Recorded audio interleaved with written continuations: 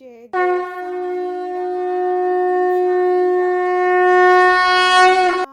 ओम साईं राम। श्री साईं सच्चरित्र अध्याय 24। बाबा की भक्त परायणता। बाबा भक्तों को उनकी इच्छा अनुसार ही सेवा करने दिया करते थे और इस विषय में किसी प्रकार का हस्तक्षेप उन्हें सहन न था।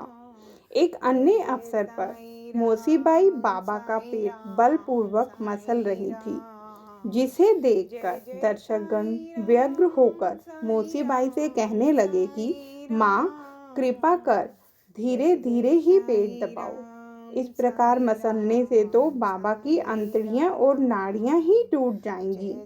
वे इतना कह भी न पाए थे कि बाबा अपने आसन से तुरंत उठ बैठे और अंगारे के समान लाल आंखें कर क्रोधित हो गए।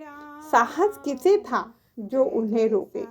उन्होंने दोनों हाथों से सटके का एक छोर पकड़ नाभि में लगाया और दूसरा छोर जमीन पर रखकर उसे पेट से धक्का देने लगे।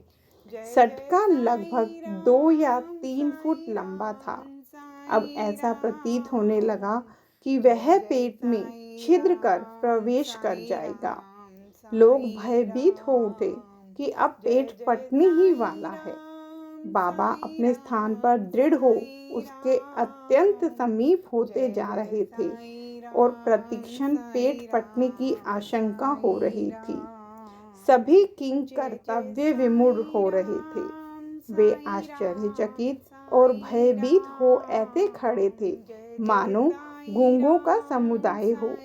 यथार्थ में भक्तगण का संकेत मोसीबाई को केवल इतना ही था कि वे सहज रीति से सेवा शुश्रूषा करें। किसी की इच्छा बाबा को कष्ट पहुंचाने की न थी। भक्तों ने तो यह कार्य केवल सद्भावना से प्रेरित होकर ही किया था, परंतु बाबा तो अपने कार्य में किसी का हस्तक्षेप कण मात्र भी न होने देना चाहते थे।